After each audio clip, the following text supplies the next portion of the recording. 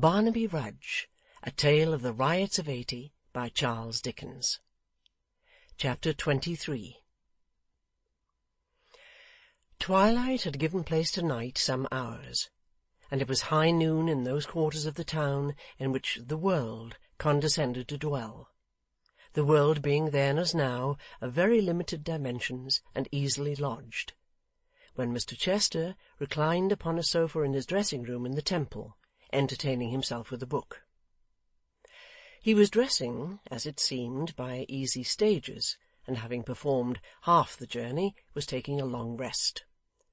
Completely attired as to his legs and feet in the trimmest fashion of the day, he had yet the remainder of his toilet to perform. The coat was stretched, like a refined scarecrow, on its separate horse, the waistcoat was displayed to the best advantage, the various ornamental articles of dress were severally set out in most alluring order, and yet he lay dangling his legs between the sofa and the ground, as intent upon his book as if there were nothing but bed before him. "Upon my honour," he said at length, raising his eyes to the ceiling with the air of a man who was reflecting seriously on what he had read, "upon my honour, the most masterly composition, the most delicate thoughts, the finest code of morality, and the most gentlemanly sentiments in the universe.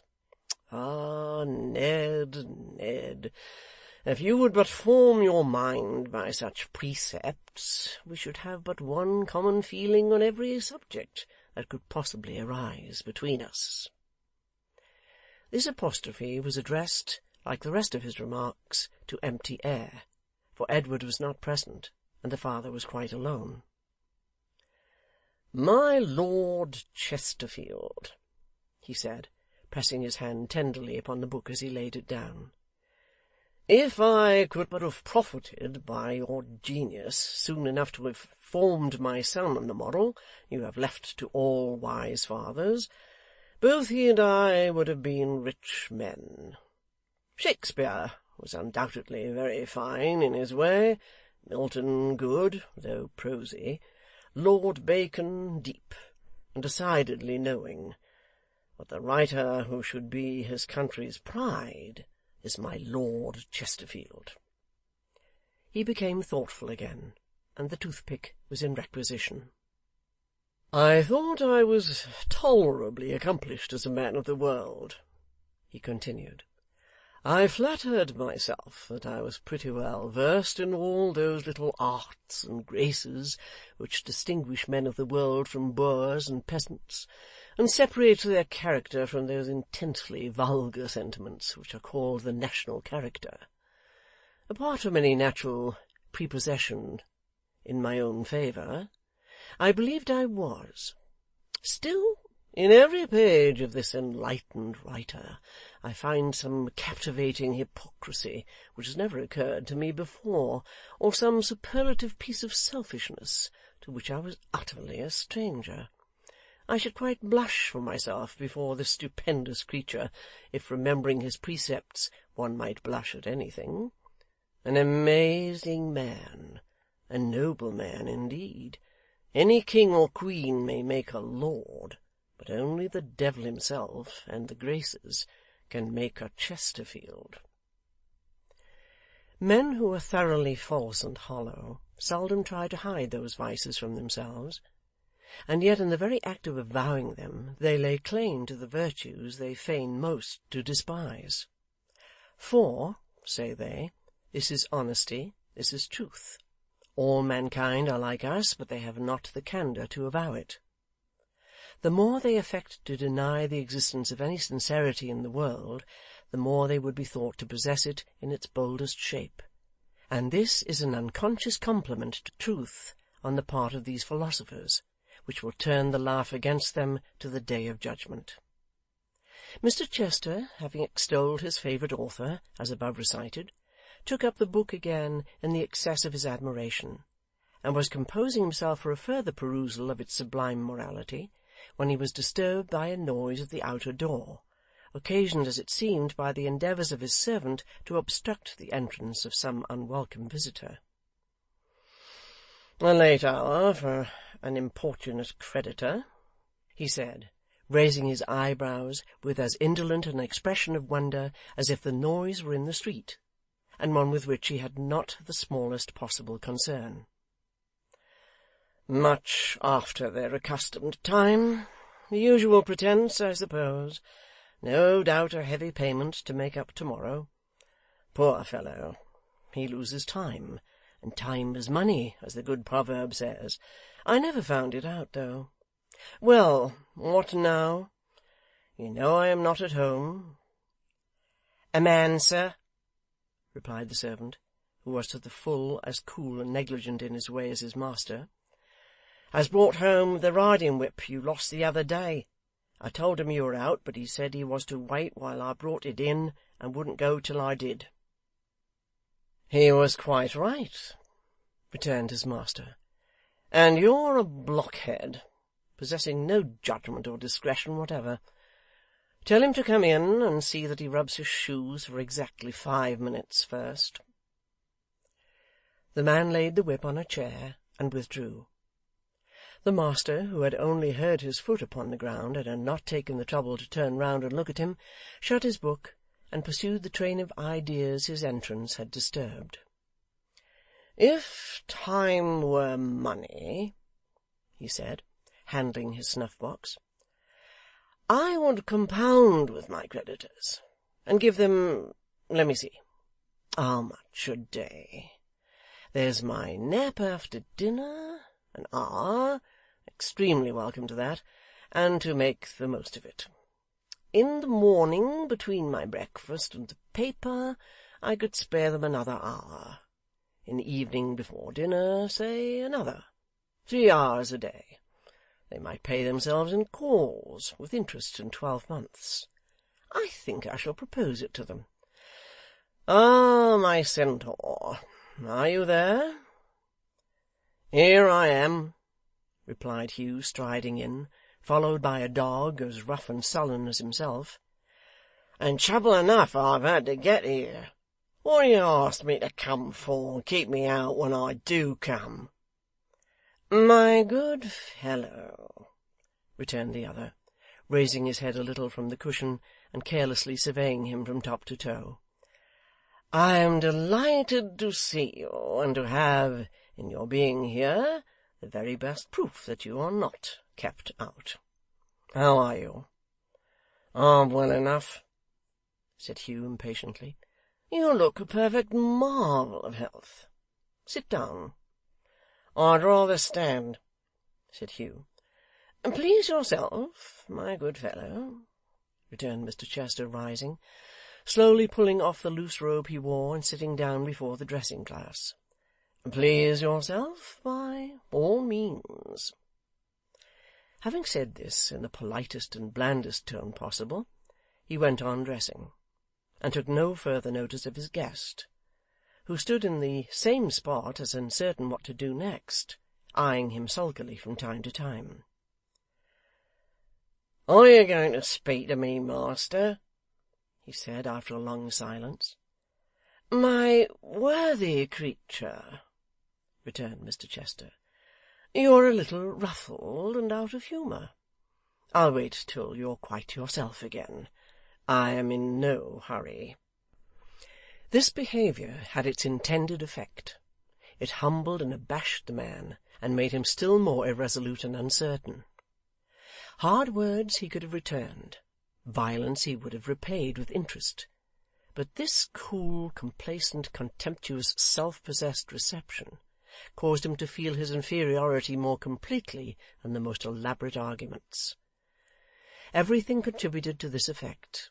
His own rough speech contrasted with the soft, persuasive accents of the other, his rude bearing and Mr Chester's polished manner, the disorder and negligence of his ragged dress, and the elegant attire he saw before him, with all the unaccustomed luxuries and comforts of the room, and the silence that gave him leisure to observe these things, and feel how ill at ease they made him.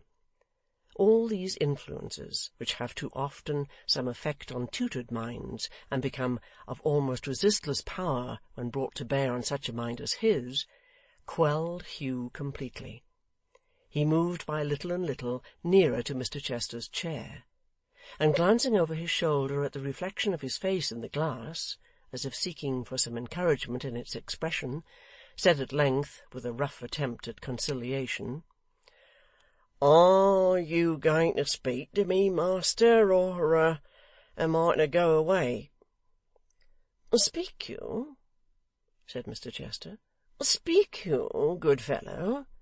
I have spoken, have I not? I am waiting for you." "Why, look ye, sir," returned Hugh with increased embarrassment, "am I the man that you privately left your whip with before you rode away from the Maypole, and told to bring it back whenever he might want to see you on a certain subject?" "No doubt the same. Or you have a twin brother," said Mr Chester, glancing at the reflection of his anxious face, "which is not probable, I should say." "Then I have come, sir," said Hugh, "and I have brought it back, and something else along with it. A letter, sir, it is, that I took from the person who had charge of it." As he spoke, he laid upon the dressing-table Dolly's lost epistle, the very letter that had cost her so much trouble. "Did you obtain this by force, my good fellow?" said Mr Chester, casting his eye upon it without the least perceptible surprise or pleasure. "Not quite," said Hugh. "Partly." "Who was the messenger from whom you took it?" "A woman, one Varden's daughter." "Oh, indeed," said Mr Chester gaily. "What else did you take from her?" "What else?" "Yes," said the other in a drawling manner, for he was fixing a very small patch of sticking plaster on a very small pimple near the corner of his mouth. "What else?" "Well, a kiss," replied Hugh, after some hesitation. "And what else?" "Nothing." "I think," said Mr Chester, in the same easy tone, and smiling twice or thrice to try if the patch adhered, "I think there was something else. I have heard a trifle of jewellery spoken of. A mere trifle. A thing of such little value indeed, that you may have forgotten it. Do you remember anything of the kind? Such as a bracelet now, for instance?" Hugh, with a muttered oath, thrust his hand into his breast, and drawing the bracelet forth, wrapped in a scrap of hay, was about to lay it on the table likewise, when his patron stopped his hand, and bade him put it up again. "You took that for yourself, my excellent friend," he said, "and may keep it. I am neither a thief nor a receiver. Don't show it to me. You had better hide it again, and lose no time. Don't let me see where you put it either," he added, turning away his head. "You're not a receiver?" said Hugh bluntly, despite the increasing awe in which he held him. "What do you call that, master?" striking the letter with his heavy hand. "I call that quite another thing," said Mr Chester coolly. "I shall prove it presently, as you will see. You are thirsty, I suppose?" Hugh drew his sleeve across his lips, and gruffly answered yes. "Step to that closet, and bring me a bottle you will see there, and a glass." He obeyed. His patron followed him with his eyes, and when his back was turned, smiled as he had never done when he stood beside the mirror. On his return he filled the glass, and bade him drink. That dram dispatched, he poured him out another, and another. "How many can you bear?" he said, filling the glass again. "As many as you like to give me. Pour on. Fill high. A bumper with a bead in the middle. Give me enough of this," he added as he tossed it down his hairy throat, "and I'll do murder, if you ask me." "As I don't mean to ask you, and you might possibly do it without being invited if you went on much further," said Mr Chester with great composure. We will stop, if agreeable to you, my good friend, at the next glass. You were drinking before you came here. I always am when I get it, cried Hugh boisterously, waving the empty glass above his head, and throwing himself into a rude dancing attitude. I always am. Why not? Ha ha ha ha ha ha! What's so good to me as this? Whatever has been? What else has kept away the cold on bitter nights and driven hunger off in starving times? What else has given me the strength and courage of a man when men would have left me to die a puny child? I should never have had a man's heart but for this. I should have died in a ditch. Where's he who, when I was a weak and sickly wretch, with trembling legs and fading sight, bade me cheer up, as this did? I never knew him, not I. I drink to the drink, master. You are an exceedingly cheerful young man, said Mr Chester, putting on his cravat with great deliberation, and slightly moving his head from side to side to settle his chin in its proper place. Quite a boon companion. Do you see this hand, master? Said Hugh. And this arm, baring the brawny limb to the elbow. It was once mere skin and bone, and would have been dust in some poor churchyard by this time, but for the drink. You may cover it, said Mr Chester. It's sufficiently real in your sleeve. I should never have been spirited up to take a kiss from the proud little beauty, master, but for the drink, cried Hugh. It was a good one, as sweet as honeysuckle, I warrant you. I thank the drink for it. I'll drink to the drink again, master. Fill me one more. Come, one more. You are such a promising fellow, said his patron, putting on his waistcoat with great nicety, and taking no heed of this request, that I must caution you against having too many impulses from the drink, and getting hung before your time. What's your age? I don't know. At any rate, said Mr Chester, you are young enough to escape what I may call a natural death for some years to come. How can you trust yourself in my hands on so short an acquaintance, with a halter round your neck? What a confiding nature yours must be.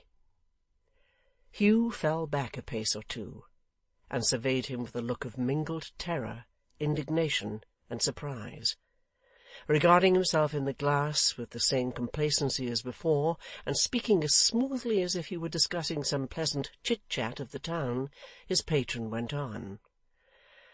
Robbery on the King's highway, my young friend, is a very dangerous and ticklish occupation. It is pleasant, I have no doubt, while it lasts, but like many other pleasures in this transitory world, it seldom lasts long. And really, if in the ingenuousness of youth you open your heart so readily on the subject, I am afraid your career will be an extremely short one. How's this? Said Hugh. What you talk of, master? Who was it set me on? Who? Said Mr Chester, wheeling sharply round and looking full at him for the first time. I didn't hear you. Who was it? Hugh faltered, and muttered something which was not audible. Who was it? I'm curious to know, said Mr Chester with surpassing affability. Some rustic beauty, perhaps? But be cautious, my good friend. They are not always to be trusted. Do take my advice now, and be careful of yourself. With these words he turned to the glass again, and went on with his toilet. Hugh would have answered him that he, the questioner himself, had set him on, but the words stuck in his throat. The consummate art with which his patron had led him to this point, and managed the whole conversation, perfectly baffled him. He did not doubt that if he had made the retort which is on his lips when Mr Chester turned round and questioned him so keenly, he would straightway have given him into custody and had him dragged before a justice with the stolen property upon him, in which case it was as certain he would have been hung as it was that he had been born. The ascendancy which it was the purpose of the man of the world to establish over this savage instrument was gained from that time. Hugh's submission was complete. He dreaded him beyond description, and felt that accident and artifice had spun a web about him, which at a touch from such a master hand as his would bind him to the gallows. With these thoughts passing through his mind, and yet wondering at the very same time how he who came there rioting in the confidence of this man, as he thought, should be so soon and so thoroughly subdued, Hugh stood cowering before him, regarding him uneasily from time to time while he finished dressing. When he had done so, he took up the letter, broke the seal, and throwing himself back in his chair, read it leisurely through. "Very neatly worded, upon my life. Quite a woman's letter, full of what people call tenderness and disinterestedness and heart and all that sort of thing." As he spoke, he twisted it up, and glancing lazily round at Hugh as though he would say, "You see this?" held it in the flame of the candle. When it was in a full blaze, he tossed it into the grate, and there it smouldered away.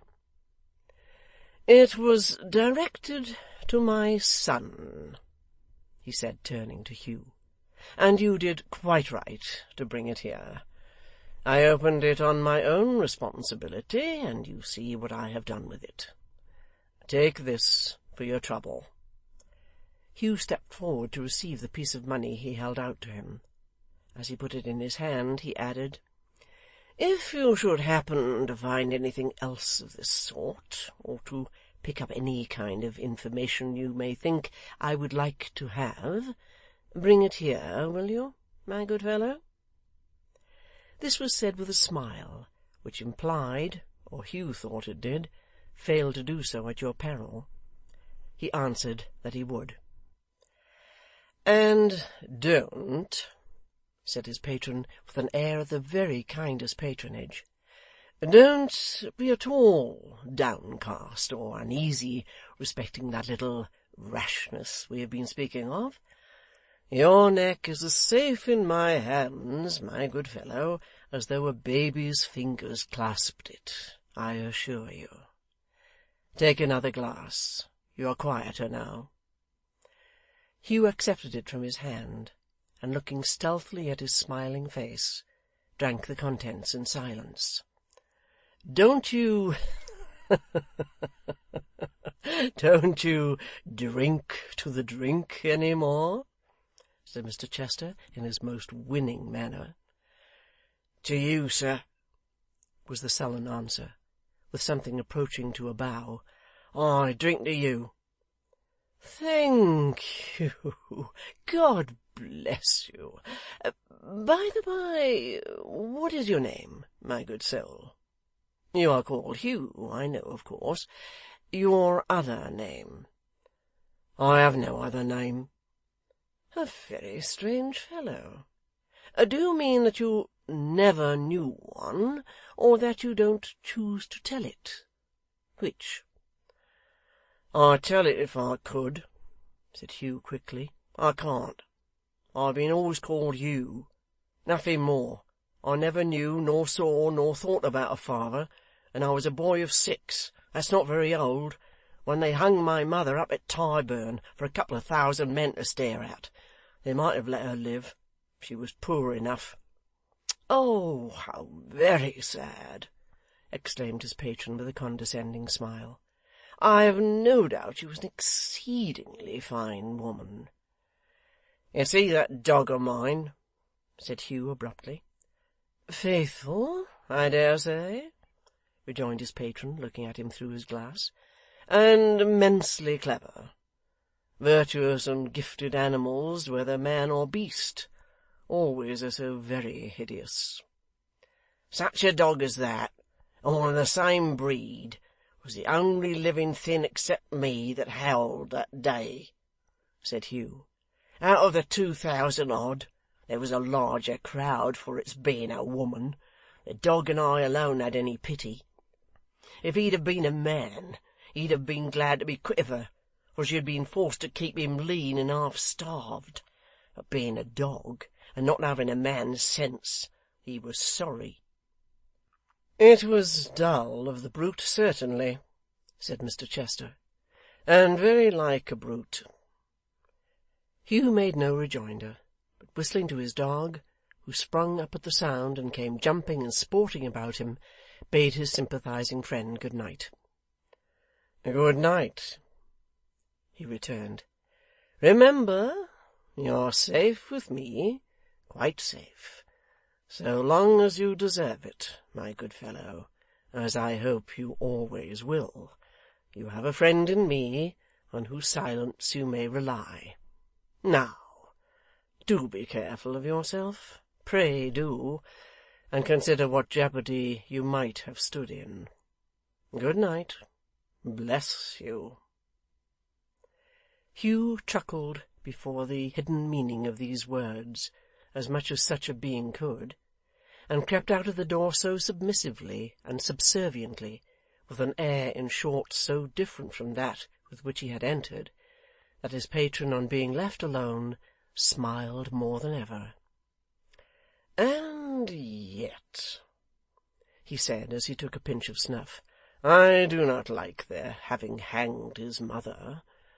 The fellow has a fine eye, and I am sure she was handsome.